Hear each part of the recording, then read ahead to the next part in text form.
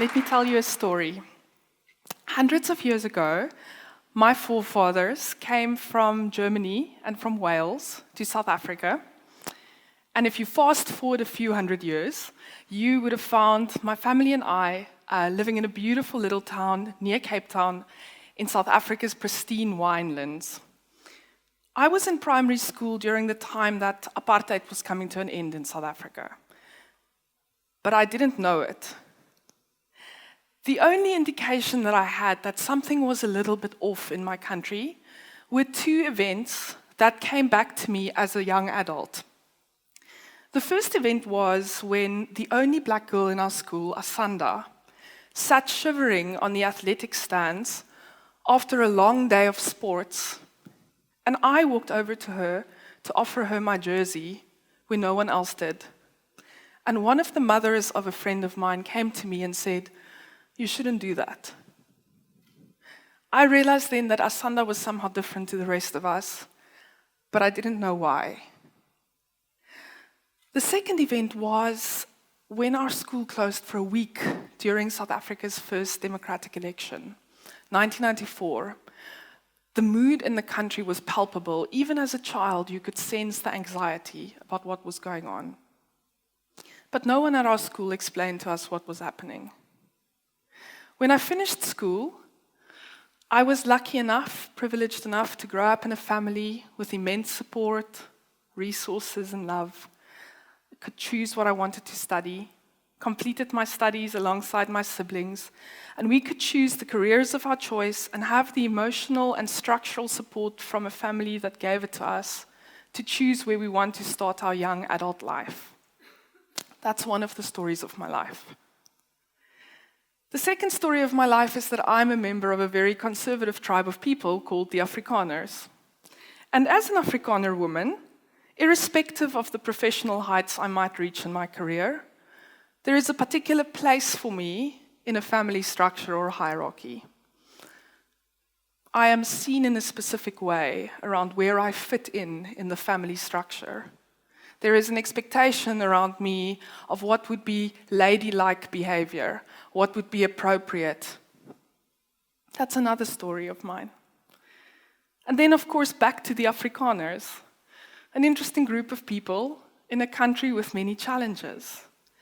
There's a story about me being born into that group of people, about our place in South Africa, the role we played in the country.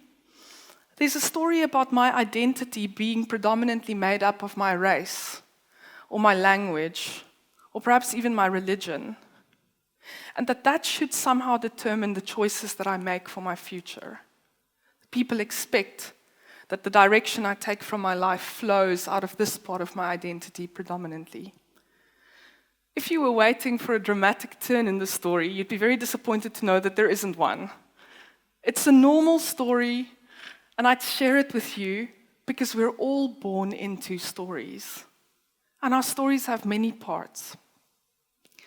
As a facilitator of people, I am deeply passionate about what enables individuals to be their best selves in the world, to make the contribution that no one else can make, only them. I'm deeply interested to know, what does it take to write a new story for yourself, outside of the story that you were born into? I tell this to you because in front of me sits more than 200 people who were all born into their stories. And more profoundly, I believe many of you are in the process of writing your own ones too. Because the thing is, we often see the world we've been taught to see the world. We see ourselves the way we've been taught to see ourselves. We see others the way we've been taught to see others. And in my work as a facilitator over the past decade, I've noticed that the people who are really great at writing their own story seem to share one characteristic. They seem to be the people who are able to notice the impact their story has on them.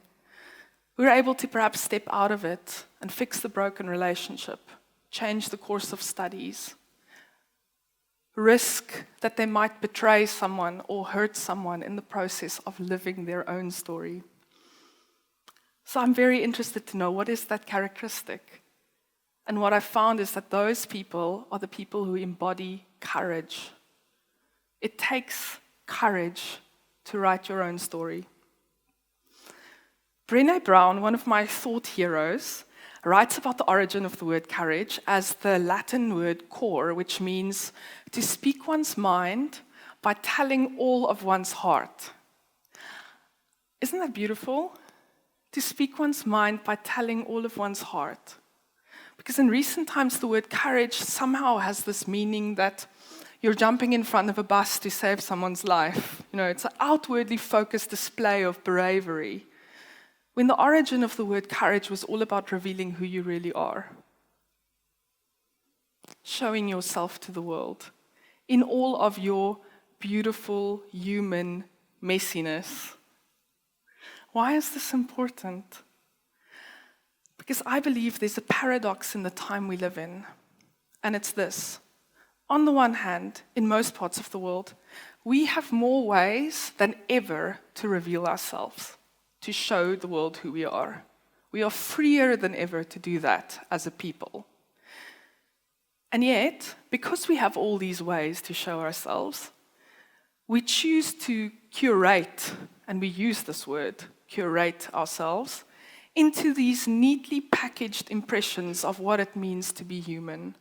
Beautiful, successful, happy. We are afraid of stepping into the light to show that which is not happy, perhaps in our assessment not beautiful, a little bit messy.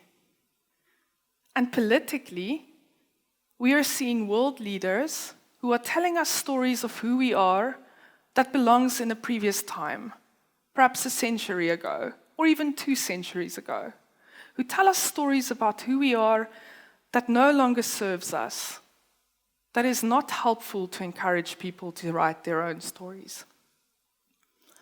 In these people who embody courage, I have noticed the ability to step into 4 acts of courage in order to live this type of life. The first act of courage is paying attention. And I mean really paying attention. To me, that means being a great observer of the world, seeing the world for what it is, and then asking yourself, I wonder why I see the world in this way. I wonder what will it take for me to see the situation differently. So in a way, the invitation is to become a different observer of the world. That's the one part of paying attention. The other part of paying attention is around showing up, arriving to your relationships, and not just being a bystander to them. Being present to the things that require your attention, the difficult conversations, and particularly the ones that you don't want to have. Showing up to those too. And the third part of paying attention is around listening. Nancy Klein writes that listening has the potential to ignite the thinking in others. That level of attention, listening to pay attention, means that you can generate thoughts in the people that you're around because they sense that you're there. Isn't that incredible? That we have the capacity to generate thinking in the ones that we engage with. For me, that's a profound noticing. If I have the potential to show up to my relationships in a way that generates thinking in others, and that to me means that I'm less interested in responding and more interested in what the other person will say, imagine the profound impact on the world around us. I think it leads to the second act of courage, the act of legitimizing the other. Because the thing about our stories is that they're filled with assessments, judgments, opinions, standards of how other people are. And in a changing society, we're surrounded by people who are different to us. And as we walk around in the bubbles of our stories, we constantly make meaning of what we think other people are like. And they shape the way we treat them. So we often either treat them as better than us or as less than us in thinking. Legitimizing the other means we are treating others as our equal in thinking, especially if we disagree with them. because we see that as a space for learning, as a space to expand what we believe about the world. We do not see it as a space of having no opinion of our own, but it embodies this way of being courageous enough to step into learning something from someone, even if we disagree with them. The third act of courage is the act of having conversations. I used to think that there were only two conversations available to me. The one is a good conversation, and the other one is a bad one. And my life was sort of geared towards avoiding the bad conversations and trying to have only the good ones. But what I've noticed in people who are really great at writing their own story is that they don't shy away from stepping into a conversation. And Margaret Wheatley writes that it only takes one person to start a conversation. It only takes one person to start a conversation. And through our conversations, we literally bring about a different future to the one that would have taken place had we not had it.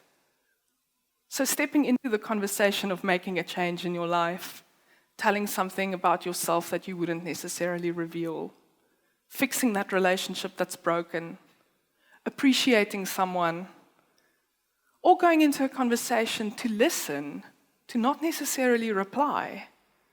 All of those acts of conversation have the ability to change the course of the future, and it's all in us. The fourth act of courage is the act of sitting with discomfort. Because the thing about our stories is, if we're living the story that we're born into, it's all neatly paved out for us. We know where it will lead. There isn't discomfort in that. The future has already been written. But if we're willing to step into a new story, likely it will lead to some uncomfortable times. Discomfort for me is an invitation. It points at what matters. It points at something that you care about. It is the road between being anxious about something that you cannot control and being curious about what it might be.